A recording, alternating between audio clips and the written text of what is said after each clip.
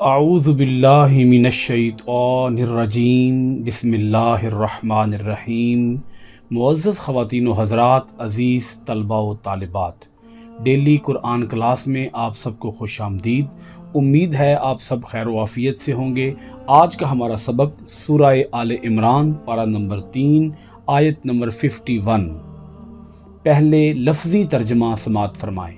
اِنَّ بے شک، اللہ ربی میرا رب ہے، وَرَبُّكُمْ اور تمہارا رب ہے، فَاعْبُدُوهُ پس تم اسی کی عبادت کرو، ھذا یہ، صراط راستہ، مستقیم سیدھا۔ اس سے پچھلی آیت کے اندر حضرت عیسیٰ علیہ السلام کا تفصیلی کلام، جس کو اللہ تعالیٰ خود قرآن مجید کے اندر بیان فرما رہا ہے۔ حضرت عیسیٰ علیہ السلام نے اپنی قوم کو اپنے فرائض سے آگاہ کیا، منصب رسالت کی ذمہ داریوں سے آگاہ کیا کہ میں ایک تو تورات کی تصدیق کرنے والا ہوں، دوسرا میں تمہارے لیے ان کاموں کو حلال کرنے والا ہوں جو کام تمہارے اوپر حرام کیے گئے، میں تمہارے پاس تمہارے رب کی طرف سے نشانی لے کر آیا ہوں، سو تم اللہ سے ڈرو اور میری اطاعت کرو۔ ابھی ہم جو آیت مبارکہ پڑھ رہے ہیں 51، اس کے اندر دو ٹوک انداز میں حضرت عیسیٰ علیہ السلام اپنی قوم سے فرما رہے ہیں، بے شک اللہ میرا بھی رب ہے، تمہارا بھی رب ہے۔ اب اس میں اللہ پاک کی شان بیان ہو رہی ہے۔ رب کا ایک معنی ہوتا ہے پالنے والا، پرورش کرنے والا، اور رب کا ایک معنی ہے مرتبہ کمال تک پہنچانے والا، کہ بے شک اللہ مجھے بھی مرتبہ کمال تک پہنچانے والا ہے، اور اے میری قوم تمہیں بھی میرا اللہ مرتبہ کمال تک پہنچانے والا ہے۔ اب اس ایک جملے کے اندر اسی انتہائی غلط نظریے کا حضرت عیسیٰ علیہ السلام نے بڑی عمدگی کے ساتھ، بڑی وضاحت کے ساتھ، کلیئرٹی کے ساتھ آپ نے رد کر دیا ہے، بڑے زوردار انداز میں، کہ میرے تمام تر کمالات، معجزات، میری عظمتیں، میری رفعتیں دیکھ کر اس مغالطے میں مبتلا نہ ہو جانا، اس شبے میں مبتلا نہ ہو جانا کہ میں کوئی اللہ کا بیٹا ہوں، یا میں اللہ کی ذات میں، اللہ کی صفات میں، اللہ کی عبادت میں کوئی شریک بنا کر بھیجا گیا ہوں۔ نہیں، جیسے تم اللہ کے بندے ہو ایسے ہی میں بھی اللہ کا بندہ ہوں۔ جیسے تمہارے اوپر اس اللہ کی عبادت کو لازم قرار دیا گیا ہے، ایسے ہی میرے اوپر بھی اس اللہ کی عبادت کو لازم قرار دیا گیا ہے۔ وہ اللہ میرا بھی رب ہے، وہ تمہارا بھی رب ہے، اسی کی عبادت میں نے بھی کرنی ہے، اسی کی عبادت تم نے بھی کرنی ہے۔ میں کوئی معبود بنا کر نہیں بھیجا گیا، میں کوئی اوتار بنا کر نہیں بھیجا گیا، میں کوئی خدا کا سایہ بنا کر نہیں بھیجا گیا، میں کوئی خدا کی تمثیل بنا کر نہیں بھیجا گیا۔ میں خدا کی ذات میں کسی بھی اعتبار سے، خدا کی صفات میں کسی بھی اعتبار سے، خدا کی عبادت میں کسی بھی اعتبار سے میں شریک نہیں ہوں۔ آپ دیکھیں اس ایک جملے پر جتنا بھی اس پر فوکس کریں گے آپ، یہ بات بالکل واضح ہو جائے گی۔ ان اللہ ربی و ربکم، اور یہ جو بات ہے، اللہ تعالیٰ کو جو بندہ اپنا رب مان لیتا ہے وہ شرک کے ہر شائبے سے بچ جاتا ہے، محفوظ ہو جاتا ہے۔ پھر فرمایا، دوسرا جملہ فرمایا، یہ بھی بڑا زوردار جملہ ہے، فَاعْبُدُوهُ پس تم اسی کی عبادت کرو، جو میرا بھی رب ہے، جو تمہارا بھی رب ہے، چونکہ وہ رب ہے تو رب چونکہ وہ ہے تو اسی کی عبادت کرو، اس کے ساتھ کسی اور کی بندگی، کسی اور کی عبادت بجا نہ لاؤ۔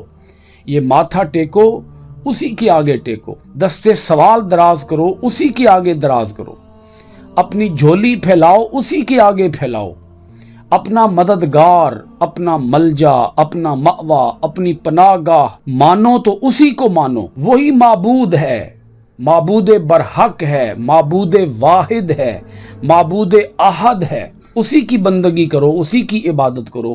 تو چونکہ وہ ہمیں پال تو وہ رہا ہے، ہمیں مرتبہ کمال تک تو وہ اللہ پہنچا رہا ہے، لہذا چونکہ ہمارا اور اس کا جو تعلق ہے وہ بندگی کا تعلق ہے، تو جب بندگی کا تعلق ہے تو پھر بندگی اسی کی بجا لانی چاہیے۔ توحید تو یہ ہے کہ خدا حشر میں کہہ دے یہ بندہ دو عالم سے خفا میرے لیے ہے، فاعبدوہ، اسی کی بندگی کرو۔ اب آگے دیکھیے گا، حضرت عیسیٰ علیہ السلام نے تیسرا جملہ ارشاد فرمایا، ھذا صراط مستقیم، یہ ہے سیدھا راستہ۔ ہم ہر نماز کے اندر یہی دعا اللہ پاک سے کرتے ہیں، اہدنا الصراط المستقیم، یا اللہ ہمیں صراط مستقیم پر چلا دے۔ یہ اس آیت کا بڑا گہرا ربط ہے سورہ فاتحہ کے ساتھ بھی۔ آپ دیکھیں سورہ فاتحہ قرآن مجید کا پہلا جملہ، پہلی سورت اور پہلی آیت، الحمد للہ رب العالمین، تمام تعریفیں اس اللہ کے لیے ہیں جو تمام جہانوں کا پروردگار ہے، جو تمام جہانوں کو مرتبہ کمال تک پہنچا رہا ہے۔ عیسیٰ علیہ السلام بھی اپنی قوم سے یہی فرما رہے ہیں کہ اللہ میرا بھی رب ہے، تمہارا بھی رب ہے، پس تم اسی کی عبادت کرو، یہ سیدھا راستہ ہے۔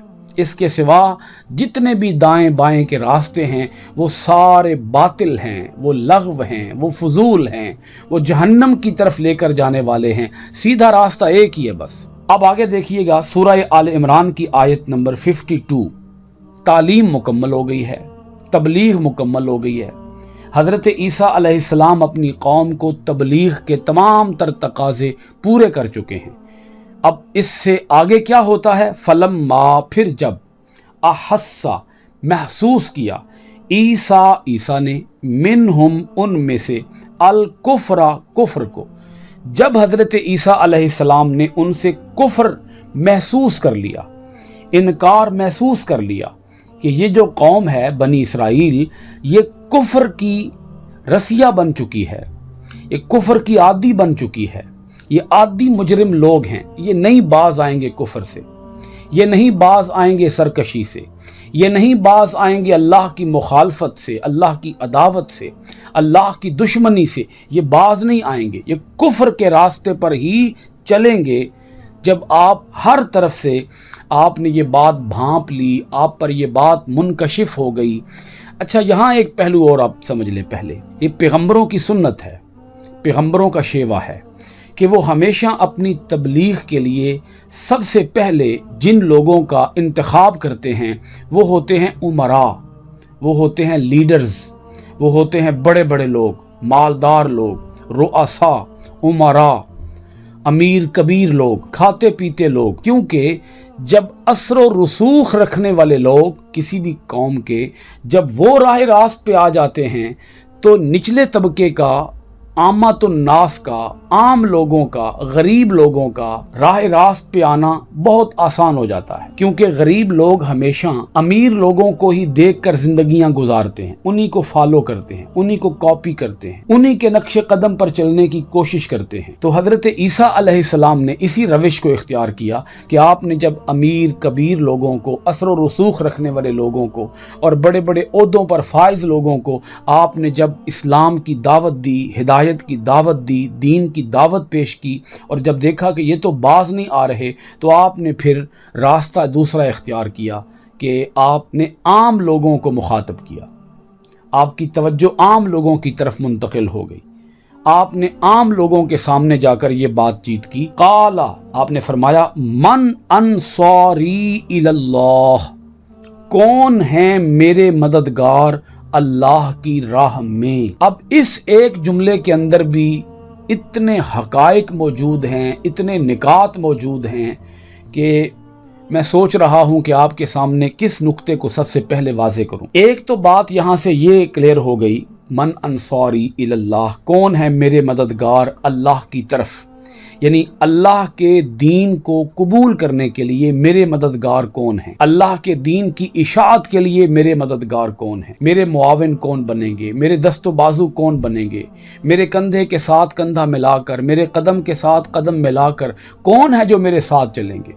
میں تو ہر طرح سے سمجھانے کے، سنوارنے کے، سدھارنے کے، اپنی بات کو اذہان و قلوب میں اتارنے کے تمام تر تقاضے پورے کر چکا ہوں۔ اب ہیں کوئی ایسے لوگ کہ جو میری مدد کریں اللہ کے دین کے احیاء کے لیے، अल्लाह के दीन की तरवीज के लिए, अल्लाह के दीन के गलबे के लिए, अल्लाह के दीन की बहाली के लिए, अल्लाह के दीन को गली गली आम करने के लिए हैं कोई लोग ऐसे जो मेरे मददगार बने। इससे सबसे पहली बात ये पता चली कि किसी से मदद मांगने से शिरक नहीं होता। कुछ लोग ऐसे होते हैं कि जो हर बात पे ना शिरक का फतवा जड़ देते हैं, जिन्होंने शिरक के फतवे की दुकान खोली होती है। जो बात हुई शिरक हो गया, जो बंदा सामने आया मुशरिक है। ये ऐसा एक तबका आज भी मौजूद है जो हर किसी को मुशरिक बनाने पे तुला हुआ है। उनका सारे का सारा जोर इसी पर है कि हम सबको मुशरिक बनाते, ये भी मुशरिक, ये भी मुशरिक, ये भी मुशरिक, ये भी मुशरिक। तो भाई समझो आयत को, मन अंसारी, ईसा अलैहिस्सलाम मदद मांग रहे हैं, अल्लाह के वो पैगंबर कि जिनको अल्लाह ताला की बराह रास्त ताईद और नुसरत हासिल है। हर पैगंबर को अल्लाह की मदद बराह रास्त हासिल होती है और वो अल्लाह के अलावा किसी और से मदद मांगना पसंद भी नहीं करते। लेकिन यहाँ अल्लाह के दीन की सरबुलंदी के लिए उन्होंने अपनी कौम से मदद मांगी है। इसका मतलब यह है कि अल्लाह के दीन को कायम करने के लिए, अल्लाह के दीन को फैलाने के लिए, अल्लाह के दीन को गली गली, नगर नगर, कूचा कूचा, देश देश, करिया करिया, बस्ती बस्ती पहुंचाने के लिए अगर किसी से मदद मांग ली जाए तो इस मदद को शिरक नहीं कहा जाएगा। अगर इसको शिरक कहा जाएगा तो माज़ अल्लाह ये फतवा फिर हज़रत ईसा अलैहिस्सलाम की तरफ भी जाएगा। लिहाजा किसी को इस बुनियाद पर मुशरिक नहीं कह देना चाहिए कि कोई मदद मांग रहा हो। अल्लाह पाक ने खुद फरमाया है, वतआवनु अलल बिर्रि वत्तक़वा, नेकी और तकवा के कामों में एक दूसरे की मदद करो। वला तआवनु अलल इस्मि वल उद्वान, जुल्म और ज्यादती के मामले में एक दूसरे की मदद न करो। एक बात तो ये वाज़े हो गई।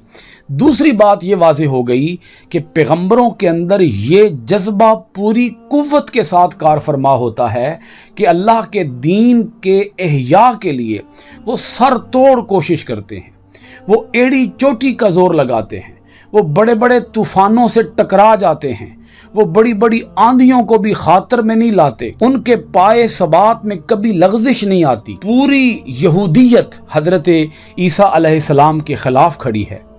आप यहूदियों की इस्लाह के लिए ही दुनिया में भेजे गए और तमाम यहूदी आपके ही मुखालिफ बने बैठे हैं। यानी जिनकी इस्लाह के लिए आप भेजे गए वही आपको पत्थर मार रहे हैं, वही आप पर आवाज़ें कस रहे हैं, वही आपको गालियां निकाल रहे हैं, वही आपको ताने दे रहे हैं। यहूदियों ने पूरे आप समझ लें कि मुआशरे को, पूरी कौम को हज़रत ईसा अलैहिस्सलाम के ख़िलाफ़ भड़काने की कोशिश की। उन्होंने कोई कसर नहीं छोड़ी। उस वक़्त हुकूमत थी रूमियों की, तो उन्होंने रूमी हुकूमत को भी हज़रत ईसा अलैहिस्सलाम के ख़िलाफ़ भड़काने की, वरगलाने की और गुमराह करने की भी कोई कसर ना छोड़ी। ईसा अलैहिस्सलाम पर इल्ज़ामात, बल्कि इल्ज़ामात की बुछाड़।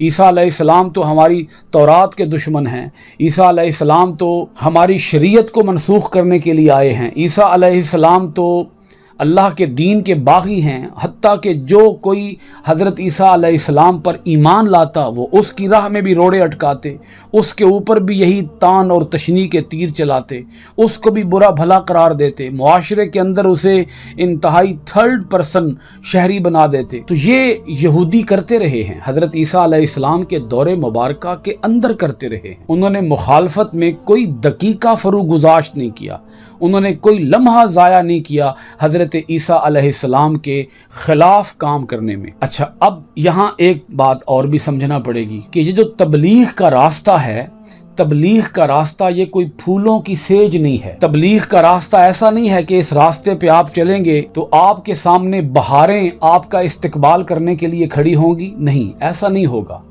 जो भी तबलीग के लिए उठेगा, जो भी अल्लाह के दीन की सरबुलंदी के लिए, अल्लाह के दीन के गलबे के लिए जो भी आवाज़ उठाएगा उसे पत्थर खाने पड़ेंगे, बल्कि यहाँ तक कि उसे फिर सूली भी चढ़ना पड़ेगा, उसे अपनी गर्दन भी कटाना होगी। तो जो हक के साथ जुड़ा होता है और जो हक के फ़रोग़ के लिए काम कर रहा होता है उसका काम है आवाज़ लगाना। नताइज की जिम्मेदारी उसकी नहीं है कि लोग उसकी आवाज़ को कबूल कर रहे हैं या कबूल नहीं कर रहे, लोग उसकी आवाज़ को सुन रहे हैं या नहीं सुन रहे, लोग उसकी बातों पर कान धर रहे हैं या नहीं धर रहे। یہ اس کی ذمہ داری نہیں ہے. اس کی ذمہ داری ہے صدائے حق بلند کر دینا. کوئی سنے یا کوئی نہ سنے، کوئی مانے یا کوئی نہ مانے، اس کا جو کام ہے وہ اپنے کام میں مخلص ہوتا ہے. وہ کسی نتیجے کو خاطر میں نہیں لاتا، نتیجہ اچھا نکلے یا نتیجہ برا نکلے، ماحول سازگار ہو یا ماحول سازگار نہ ہو، لوگ ساتھ دے رہے ہوں یا لوگ ساتھ نہ دے رہے ہوں، وہ ان باتوں کی طرف کبھی توجہ نہیں دیتا. اس کا کام ہے صراط مستقیم پہ خود بھی چلنا اور صراط مستقیم پہ دوسرے لوگوں کو بھی چلانا. حق بات پہ کٹتی ہے تو کٹ جائے زباں میری، اظہار تو کر جائے گا جو ٹپکے گا لہو میرا. جناب حضرت عیسیٰ علیہ السلام آپ اللہ کے دین کا ہوکا دیتے رہے، آپ اللہ کے دین کی آواز بلند کرتے رہے، یہاں تک کہ جب آپ نے ہر طرف سے کفر کو محسوس کر لیا، انکار کو محسوس کر لیا کہ یہ لوگ میری بات کو نہیں مانیں گے، تو پھر آپ نے عام لوگوں کو اپنی آواز سنائی کہ ہے کوئی جو میرا اللہ کے دین کی سربلندی کے لیے مددگار بنے. قال الحواریون، حواریوں نے کہا. اب حواری کس کو کہا گیا ہے؟ حواری کا معنی ہوتا ہے حامی، حواری کا معنی ہوتا ہے مخلص، حواری کا معنی ہوتا ہے مددگار. تو حواریوں نے کہا. روایات میں آتا ہے یہ 12 لوگ تھے جنہوں نے حضرت عیسیٰ علیہ السلام کی آواز پر لبیک کہا. 12 لوگوں نے لبیک کہا. انہوں نے کہا نحن انصار اللہ، ہم ہیں اللہ کے مددگار. یہ کتنا پیارا جملہ ہے، نحن انصار اللہ، ہم اللہ کے مددگار ہیں. اب اس سے مراد کیا ہے؟ ہم اللہ کے دین کے مددگار ہیں، ہم اللہ کے دین کو فروغ دینے کے لیے مددگار ہیں. اللہ کا مددگار تو کوئی بھی نہیں ہو سکتا. اللہ کا کون مددگار ہے؟ اللہ سب کا مددگار ہے. اللہ کو کسی کی مدد کی ضرورت بھی نہیں ہے، لیکن اللہ تعالیٰ خود اپنے بندوں سے فرماتا ہے کہ تم ایک دوسرے کی مدد کرو. یہی تو ہمارا امتحان ہے. مشکلات کے رستوں پر چل کر وہ کون ہوگا جو اللہ کے دین کی سربلندی کے لیے کام کرے گا؟ تو انہوں نے کہا ہم ہیں اللہ کے دین کے مددگار. اللہ کے دین کو، اللہ کے دین کے احیاء کے لیے، اللہ کے دین کی تجدید کے لیے، اللہ کے دین کی اشاعت کے لیے ہم آپ کے مددگار ہیں. آمنا باللہ، ہم اللہ پر ایمان لائے. وشہد، اور آپ گواہ ہو جائیں، اے عیسیٰ علیہ السلام آپ گواہ ہو جائیں، بِأَنَّا مسلمون، کہ ہم حکم الہی کے سامنے سر جھکائے ہوئے ہیں. مسلمون کا معنی اتنا ہی بنے گا کہ ہم سر جھکائے ہوئے ہیں. کس پر سر جھکائے ہوئے ہیں؟ اللہ کے حکم پر. ہم سر تسلیم خم کرتے ہیں، ہم سر تسلیم جھکاتے ہیں. یہ جو مسلم لفظ آیا ہے اس پر بھی تھوڑی توجہ چاہوں گا. مسلم، اس کا مطلب یہ ہے کہ حضرت موسیٰ علیہ السلام کے پیروکار ہوں یا حضرت عیسیٰ علیہ السلام کے پیروکار ہوں، جو مخلص لوگ ہوئے، سچے لوگ ہوئے، پاک باز لوگ ہوئے، جنہوں نے دین موسوی اور دین عیسوی کو صحیح معنوں میں قبول کیا ان کے زمانوں کے اندر، تو وہ مسلم ہوئے. آپ دیکھ لیں قرآن پاک کا لفظ دیکھ لیں، مسلم، وہ مسلم ہوئے. یہ جو ٹرم نکالی گئی یہودیت کی یا نصرانیت کی یا عیسائیت کی، اس کا مطلب یہ ہے کہ جو کہتا ہے کہ میں یہودی ہوں وہ باطل ہے، جو کہتا ہے کہ میں عیسائی ہوں وہ باطل ہے. حواریوں نے کہا، یہ وہ لوگ تھے کہ جو حضرت عیسیٰ علیہ السلام پر جان چھڑکنے والے تھے. یہ حضرت عیسیٰ علیہ السلام کے حکم کے آگے اپنی گردنیں کٹانے والے لوگ تھے. یہ مخلص تھے، یہ پاک باز تھے، یہ صالح تھے. انہی کی نسل میں کچھ لوگ آئے جو حضور نبی اکرم صلی اللہ علیہ وآلہ وسلم کے زمانہ اقدس کے اندر جنہوں نے آ کر اسلام قبول کیا. یعنی چونکہ وہ مخلص تھے، وہ صالح تھے، جب تک دین عیسوی رہا وہ دین عیسوی پر عمل پیرا رہے، لیکن جب دین عیسوی کو منسوخ کر دیا گیا انہوں نے آمنا کہا. جو اللہ پہ ایمان لاتا ہے اس کی ضد یہ نہیں ہوتی کہ میں نے تورات کو نہیں چھوڑنا، میں نے انجیل کو نہیں چھوڑنا، میں نے اپنی کتاب کو یا اپنے پیغمبر کو نہیں چھوڑنا. جب دنیا کے اندر امام الانبیاء تشریف لے آئے تو پچھلے سارے نبیوں کی نبوتوں کو، ان کی شریعتوں کو، ان کی رسالتوں کو، ان کی کتب کو، ان کے صحائف کو منسوخ کر دیا گیا.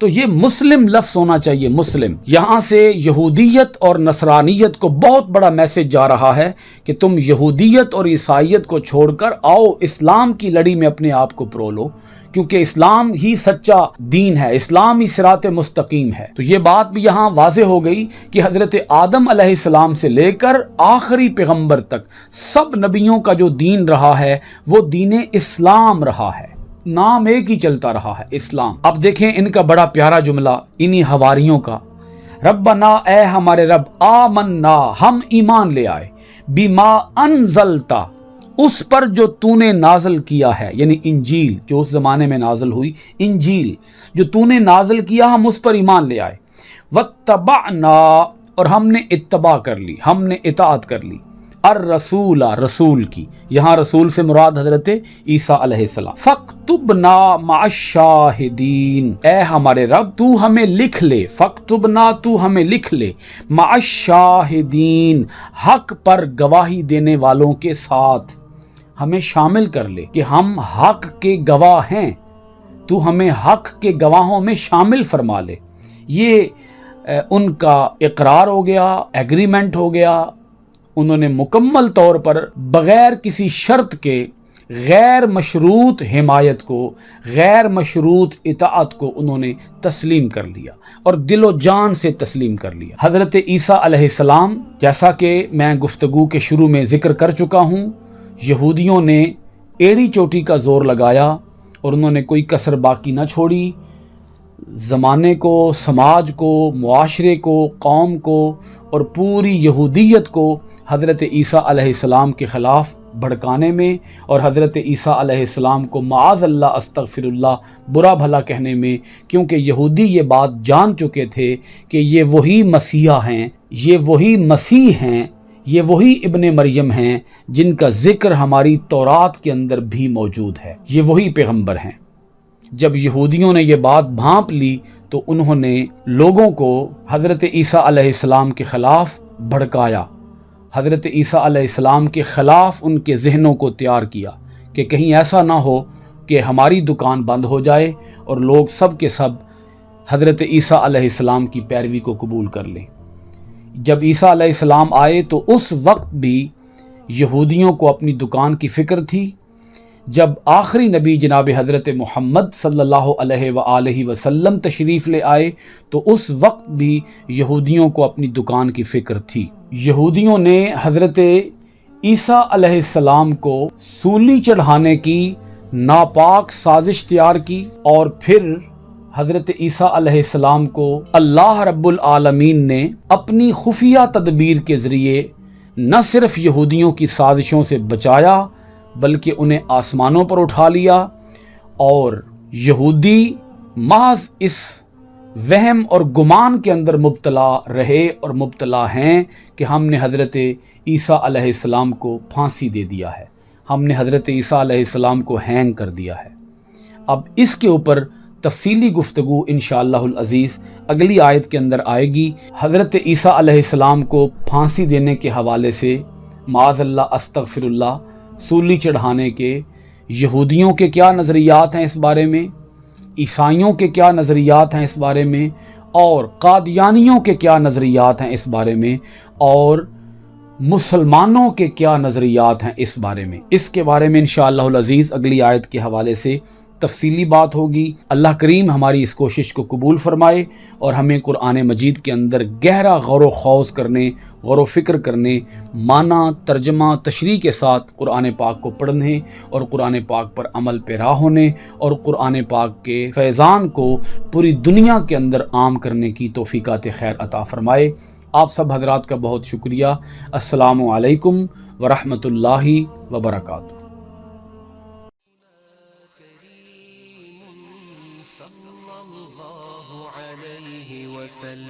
سيدنا كريم صلى الله عليه وسلم، سيدنا كريم صلى الله عليه وسلم، سيدنا كريم صلى الله عليه وسلم۔